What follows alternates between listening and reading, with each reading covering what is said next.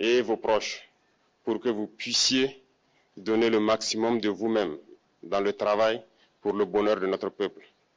Que 2025 soit une année où vous verrez tous vos projets donc couronnés de succès, de prospérité et surtout que tout au long de l'année, que Dieu guide donc notre action, nous protège et veille sur nous.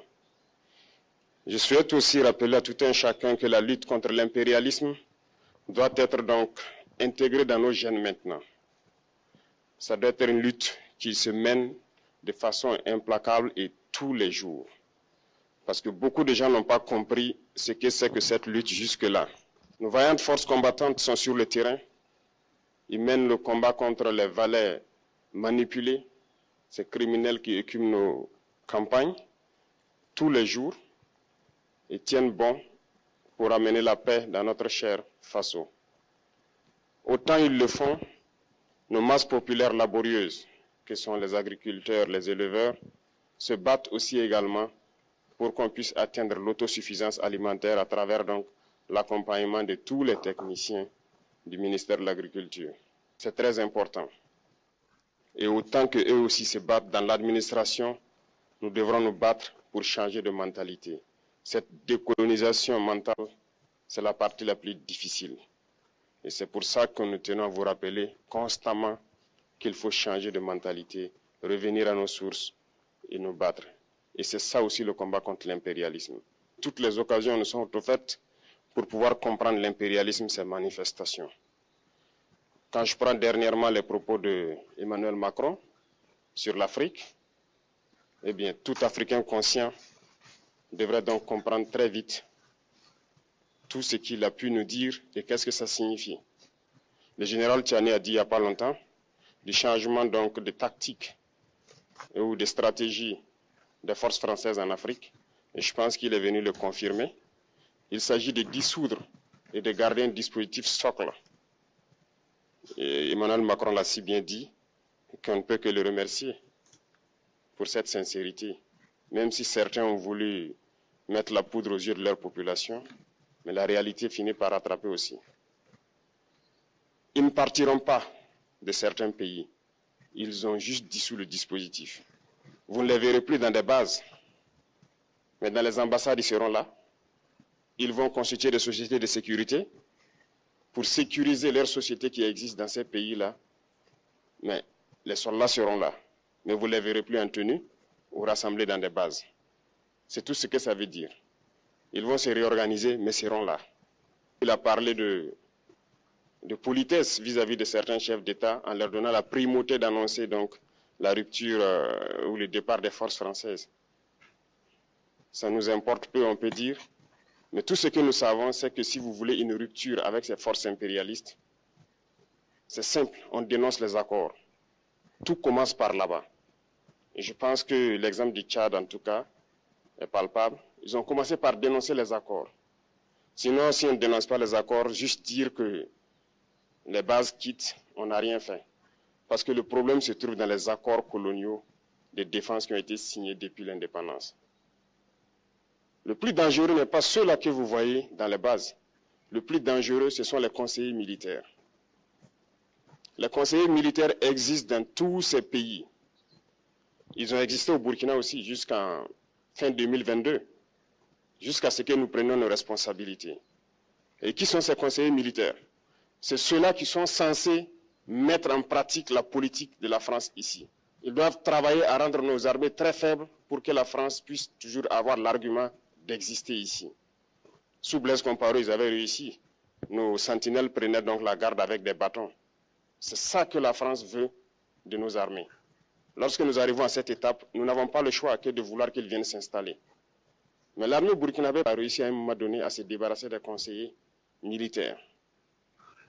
Malheureusement, je pense qu'en 2019, après l'opération Otapuano, où ces Français ont vu que l'armée burkinabé avait encore une capacité de réagir au terrorisme, ils ont appelé les chefs d'état-major en France, ils l'ont instruit de reprendre les conseillers militaires dans toute la structure. Eh bien, il n'a pas accepté, mais au retour au pays, les politiques l'ont instruit d'accepter les conseillers militaires. Et c'est là que les conseillers militaires sont revenus dans l'armée burkinabé en 2019. Avec toutes les conséquences qu'on connaît, l'armée était en train de disparaître dans les années 2020-2021. Et d'ailleurs, c'est le moment où beaucoup de militaires ont dû déserter parce qu'il n'y avait plus d'espoir. On était en train de s'effondrer. Voilà un peu comment ils travaillent. À l'état-major général des armées, dans tous les états-majors d'armée, dans les écoles, c'est eux qui sont censés dicter la politique de notre armée. C'est eux qui nous disent combien recruter, quand recruter et qu'est-ce qu'il faut en faire. Ils sont dans les écoles pour nous dire comment il faut les former et ainsi de suite. Tant que ces conseillers militaires sont là, vous n'êtes pas indépendant. Votre armée aura juste l'apparence d'une armée qui sera là en train de faire des parades, du cirque. Mais lorsque viendra la guerre, vous vous rendrez compte que la parade, c'est une chose, mais la guerre, c'est une autre chose. Il faut rompre les accords.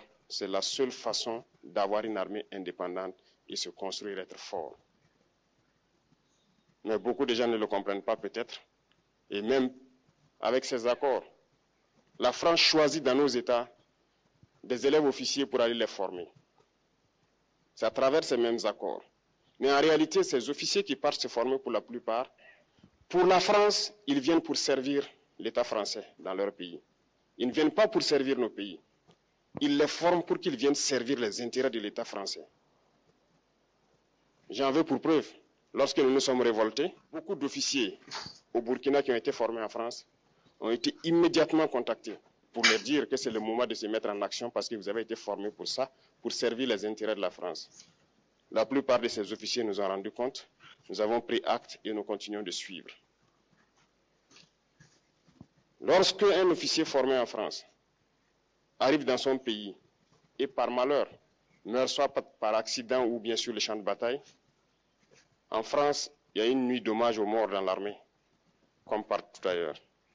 À la nuit d'hommage aux morts, on cite le nom de l'officier en question et on dit « mort pour la France ». Il ne le forme pas pour servir son pays, il le forme pour servir leur État. Et dans beaucoup d'États africains, il y en a plein de ces officiers. Combien sont patriotes, Dieu le sait. C'est une leçon que Emmanuel Macron a donnée encore aux chefs d'État africains, de se rattraper et de pouvoir vraiment mener cette lutte contre l'impérialisme. Mais en plus de ça, il a aussi insulté tous les Africains dans ses propos. Il y a une partie qui a retenu mon attention, là où il parlait d'ingratitude, et que l'ingratitude est une maladie non transmissible aux humains. Lui, il est humain, notre ingratitude n'est pas transmissible à lui. Voilà comment ce monsieur voit l'Afrique, voit les Africains. Nous ne sommes pas des humains à ses yeux. Peut-être que c'est lui qui n'est pas humain, il ne se met pas dans la classe des humains. Mais s'il y a bien un ingrat, c'est bien lui.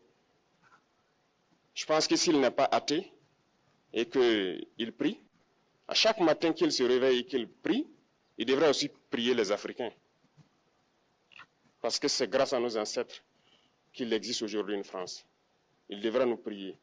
À ses yeux, nous ne devons pas être des humains, nous sommes plus que des humains. Ce sont des messages très forts qu'il passe. Moi, je pleure le peuple français. Mais quand même, il est bien pour l'Afrique. Il est un mal nécessaire pour nous. Ceux qui veulent se réveiller, se réveillent. Ceux qui ne veulent pas se réveiller, comme on le dit, on ne peut pas réveiller quelqu'un qui ne dort pas. Les Africains doivent se réveiller. Nous devons travailler à être indépendants, à faire au moins ce que nos peuples connaissent le bonheur. Et la lutte contre l'impérialisme, c'est ça. Il faut décoloniser les mentalités, prendre en compte toutes ces données-là, parce que le monde nous donne tellement d'exemples à voir. Pour eux, il n'y a pas de morale. Ils peuvent vous désigner aujourd'hui terroriste, mais demain, vous êtes un héros, par leur simple bouche. Ils décident de ce qu'ils font. Ils parlent de démocratie, mais ils se font eux-mêmes des coups d'État constitutionnels entre eux. Ils parlent des droits de l'homme, mais ils déciment des populations ailleurs. L'Africain doit se réveiller, l'Afrique doit se réveiller. Et le combat contre l'impérialisme est permanent. Et je vous invite à incorporer ce combat, à travailler en sorte que nous soyons réellement indépendants, que nous soyons autosuffisants et que nous puissions nous développer, connaître le bonheur, ce à quoi notre peuple aspire. Merci, je vous souhaite une très bonne journée, une très bonne semaine et une très bonne année. et que à la fin de cette année 2025, en faisant la rétrospective, nous devrons nous dire que nous avons apporté un grand plus à notre nation. Merci beaucoup à tous, que Dieu vous bénisse et que Dieu protège notre chère patrie. La patrie ou la mort, nous vaincrons.